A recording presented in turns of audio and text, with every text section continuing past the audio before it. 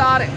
دوسرا فرمایا کہ یا ربو کا، یا آ جائے ان کے پاس ان کا رب، کہ یا تو اس رب کی نشانیاں آ جائیں، یا بعض مفسرین نے لکھا کہ رب ذوالجلال کی ذات خود بخود آ جائے، جیسا کہ بروز قیامت میدان محشر میں اللہ رب العزت خود تشریف لائیں گے۔ اب اللہ رب العزت کا آنا کیسا ہے؟ کما یلیق بشانہ، جیسے اس ذات کی شان ہے۔ اب اس میں ہمیں غور و فکر کرنے کی ضرورت نہیں ہے کہ اللہ رب العزت کی ذات کیسے آئے گی۔ جیسے ایک مقام پر اللہ رب العزت نے ارشاد فرمایا قرآن مجید میں ہی کہ اللہ کے 2 ہاتھ ہیں، دونوں کشادہ ہیں۔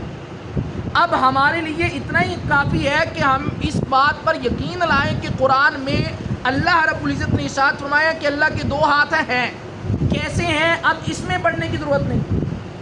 اللہ رب العزت نے یہ ارشاد فرمایا کہ اے میرے بندو، جہاں کہیں بھی تم چلے جاؤ مجھے تم وہاں پاؤ گے۔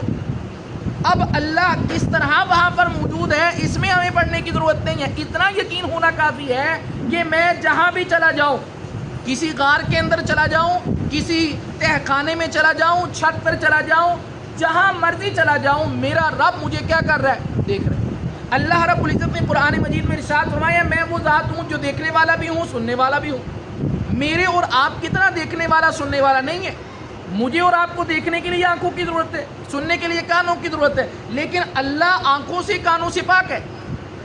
اب اللہ کے لیے مجھے اور آپ کو اس بات میں اپنی عقل کے گھوڑے دوڑانے کی ضرورت نہیں ہے اللہ دیکھتا کیسے ہے، اللہ سنتا کیسے ہے۔ بس اتنا یقین ہونا کافی ہے کہ اللہ دیکھتا بھی ہے اور اللہ سنتا بھی ہے۔ اللہ رب العزت نے ارشاد فرمایا قرآن مجید میں کہ اللہ رب العزت عرش پر مستوی ہے۔ اب میرا اور آپ کا اتنا ایمان ہونا کافی ہے کہ اللہ خود بذات خود عرش پر مستوی ہے، کیسے ہے؟ اب اس میں پڑھنے کی ضرورت نہیں۔ کما یلیق بشانہ، جیسے اس کی شان ہے وہ عرش پر جو ہے وہ تشریف فرما ہے، ہمیں اس میں پڑھنے کی ضرورت نہیں ہے۔ تو فرمایا او یأتی ربک، یا تو اس سے